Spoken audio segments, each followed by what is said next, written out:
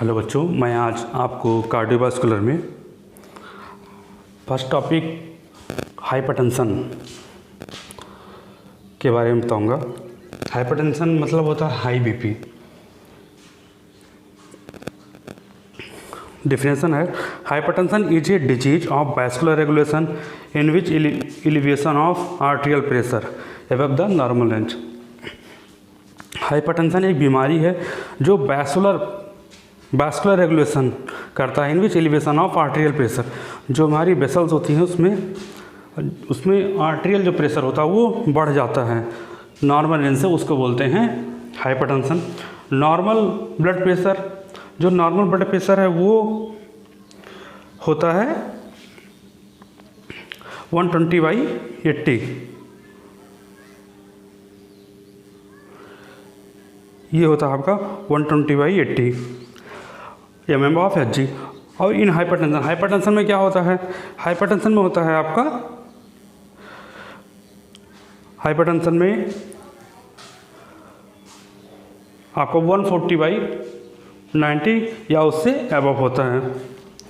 काजस first है primary hypertension या essential hypertension. It is due to the unknown cause, इसका जो कारण है वो पता नहीं होता है या विदाउट सिस्टमिक काज का होता है। एग्जाम्पल जैसे फैमिली हिस्ट्री, कोई फैमिली हिस्ट्री हो, प्रोलॉन्ग्ड मेंटल इलनेस, लंबे समय से कोई मानसिक तनाव हो, आर्टेरियल डिजनरेशन, आर्टरी का डिजनरेशन होना, हार्मोनल और मेटाबॉलिक डिस्टर्बेंसेस, हार्मोनल या मेटाबॉलिक डिस्टर्बेंस होना। सेकेंडरी हाइपरटेंशन जो होता है वो पैथोलॉजिकल काज के द्वारा होता है, due to the pathological condition, यह पैथोलॉजिकल कंडीशन से होता है। इसमें एग्जांपल है due to kidney disease, kidney बीमारी के द्वारा, जैसे pyelonephritis, due to endocrine disorder के द्वारा, जैसे काजिंग सिंड्रोम, डायबिटीज मेलाइटस। फिर है कंजेनाइटल डिफॉर्मिटीज, जो कुछ कंजेनाइटल डिफॉर्मिटीज होती हैं उसके द्वारा हो सकती हैं, जैसे रीनल आर्टरी ऑब्स्ट्रक्शन। कुछ अदर कारण भी हैं, जो इनलार्ज प्रोस्टेट का इनलार्ज हो जाना, टॉक्सीमिया इन प्रेगनेंसी के टाइम में टॉक्सीमिया हो जाना, एक्सेसिव बॉडी वेट का अधिक होना, एक्सेसिव सोडियम इंटेक, ज़्यादा सोडियम खाना, जैसे कह सकते हैं ज़्यादा नमक खाना, ओबेसिटी, मोटापा और स्मोकिंग, धूम्रपान, इससे भी हमारी बीपी बढ़ती है। थर्ड है बॉर्डरलाइन हाइपरटेंशन। बॉर्डरलाइन हाइपरटेंशन क्या होता है, it is defined as intermediate elevation of the BP with normal reading. यह डिफाइन कर सकते हैं इंटरमीडिएट एलिवेशन, जो नॉर्मल रेंज की बीपी होती है वो, it is defined as intermediate elevation of the BP with normal reading. जो बीपी होती है वो इंटरमीडिएट यानी नॉर्मल रेंज से थोड़ा बहुत आगे पीछे होती रहती है।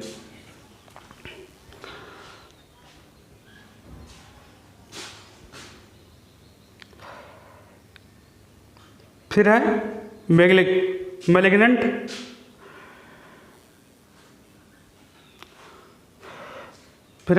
Hypertension. It is syndrome of markedly elevated blood pressure. यह एक सिंड्रोम होता है, मार्केटली एलिवेटेड होता है ब्लड प्रेशर का, यानी above 140 mm of Hg, associated with papilloedema, और यह संबंधित होता है पैपिलिडेमा से। बिगिनिंग हाइपरटेंशन क्या होता है, आल्सो नोन एज अनकम्प्लिकेटेड हाइपरटेंशन। यहाँ इसको जानते हैं अनकम्प्लिकेटेड हाइपरटेंशन के नाम से, यूजुअली ऑफ लॉन्ग ड्यूरेशन, या देखा जाता है एक लंबे ड्यूरेशन में, and mild to moderate severity. और इसका ये जो होता है मिल्ड टू मॉडरेट सीवियरिटी की तरफ होता है, मे बी प्राइमरी और सेकेंडरी, या प्राइमरी या सेकेंडरी हो सकता है। वाइट कोट हाइपरटेंशन क्या है? It is due to anxiety only at a time of measuring blood pressure. यह केवल एंजाइटी के द्वारा होता है और यह कब देखा जाता है? जब ब्लड प्रेशर को मेजर किया जाता है। किसके द्वारा? डॉक्टर, नर्स इन हॉस्पिटल और क्लिनिक नर्स, हॉस्पिटल में नर्स, डॉक्टर के द्वारा जब बीपी को मेजर किया जाता है तो वहाँ पे ये देखने को मिलता है। इसको बोलते हैं वाइट कोट हाइपरटेंशन। पैथोफिजियोलॉजी क्या है? There are 3 control system play in major role in the monitoring blood pressure. पहला है आर्टेरियल बैरोरिसेप्टर, दूसरा है रेगुलेशन ऑफ बॉडी फ्लूइड, तीसरा है द रेनिन एंजियोटेंसिन सिस्टम। पहला है arterial baroreceptor system. They are found in carotid sinus. यह पाया जाता है कैरोटिड साइनस में एंड वॉल ऑफ वेंटिकल्स, और वेंटिकल्स की वॉल में। Baroreceptor help to maintain BP. Baroreceptor क्या करता है? मदद करता है बीपी को मेंटेन होने में। दूसरा है regulation of body fluid volume.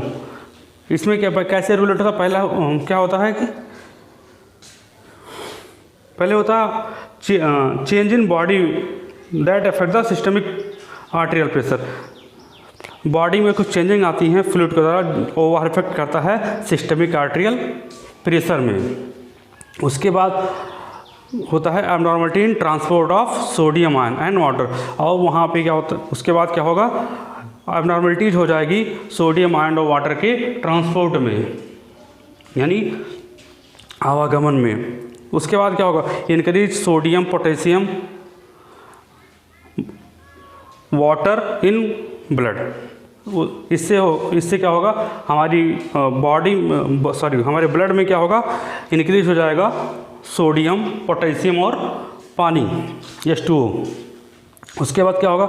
Increase blood volume. उसके बाद ब्लड वॉल्यूम जो है वो इंक्रीज हो जाएगा। उसके बाद इंक्रीज ब्लड प्रेशर, और उसके बाद जो है ब्लड प्रेशर इंक्रीज हो जाएगा। जो हमारी बॉडी है, regulation of body fluid volume, ये इतने स्टेप में हमारे ब्लड प्रेशर बढ़ता है। फिर है renin angiotensin system. Renin angiotensin system से क्या होता है? पहले तो यह एंजियोटेंसिन फर्स्ट होता है, ये कन्वर्ट होता है एंजियोटेंसिन सेकंड और थर्ड में। फिर यह इंक्रीज सिंपैथेटिक नर्वस एक्टिविटी, और इसके बाद ये क्या करता है? इंक्रीज करता है सिंपैथेटिक नर्वस सिस्टम एक्टिविटी को।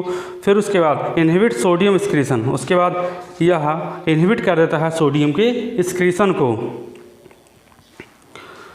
और उसके बाद इंक्रीज ब्लड प्रेशर। उसके बाद ब्लड प्रेशर जो है वो बढ़ जाता है।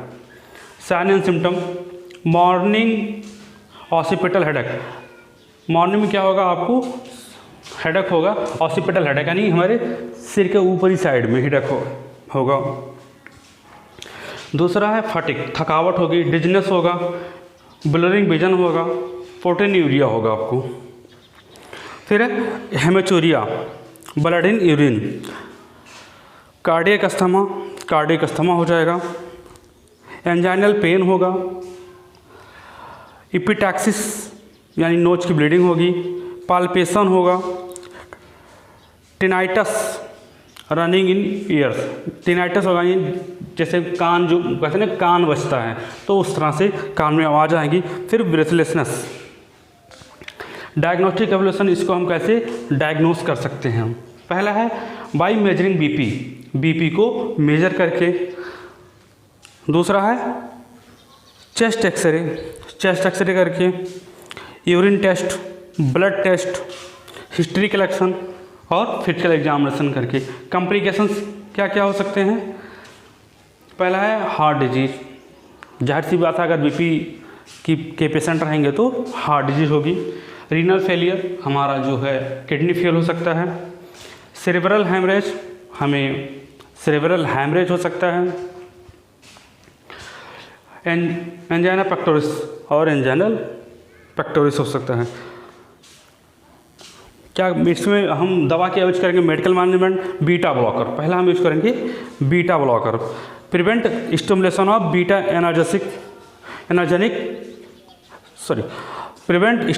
ऑफ बीटा एंडर्जेनिक receptor of sympathetic nervous system. Prevent करेंगे स्टिमुलेशन ऑफ बीटा एंडर्जेनिक रिसेप्टर को, और वह क्या करेगा, वो सिंपैथेटिक नर्वस सिस्टम को प्रिवेंट कर देगा। बिकॉज जो कि बीटा एंडर्जेनिक receptor are responsible for the vasoconstriction in blood vessels, जो कि बीटा